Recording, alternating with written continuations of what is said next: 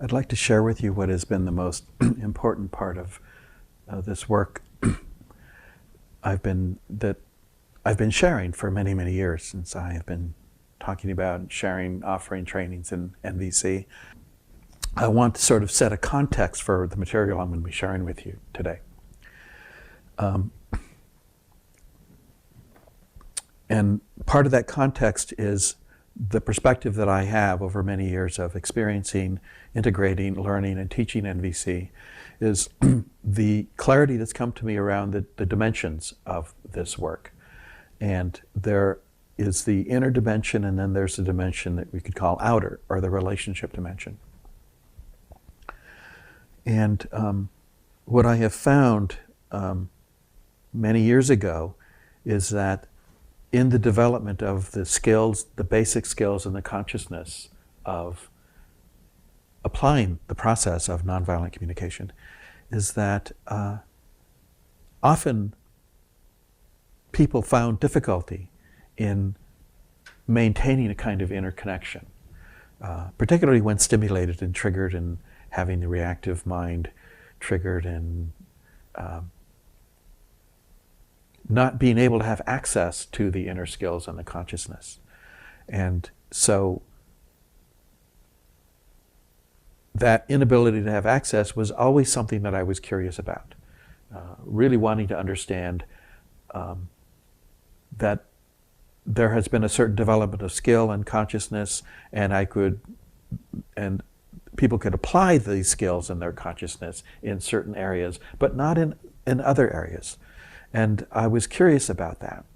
And what I found was that there's a level of triggering that renders the skills and the consciousness not accessible. And I see some shaking of head, so there's a sense of familiarity with that. That, in conjunction with the inner work that I have done, that can be called the spirituality of the process, points to the two inner dimensions. So one has to do with the development of this inner healing that goes beyond just that first level of learning and transforming through the skills and the consciousness of NVC. So there's a healing that takes place that accesses a different level of our experience. Those places wherein we have been hurt and wounded emotionally, that create these structures in our consciousness, through core beliefs, through the emotional and physical armoring that come with that.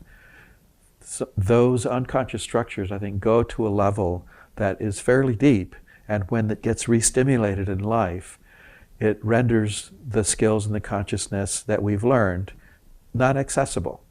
And what I found is that in order to heal and transform these sort of rigid structures that give rise to the automatic kind of stimulus response reactivity, that it requires of inner healing. So the dimension of inner healing helps to create and deepen the inner foundation of NVC.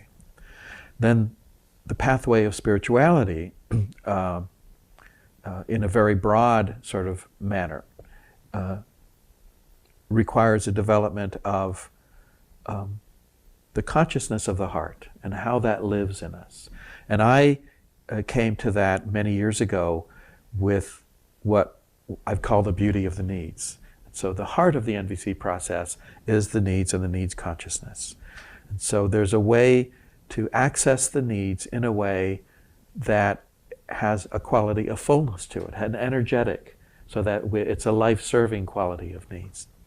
So the two inner dimensions are the dimension of healing, the inner structures through our core beliefs, and the development and the cultivation of the beauty of the needs. So those are the two inner dimensions.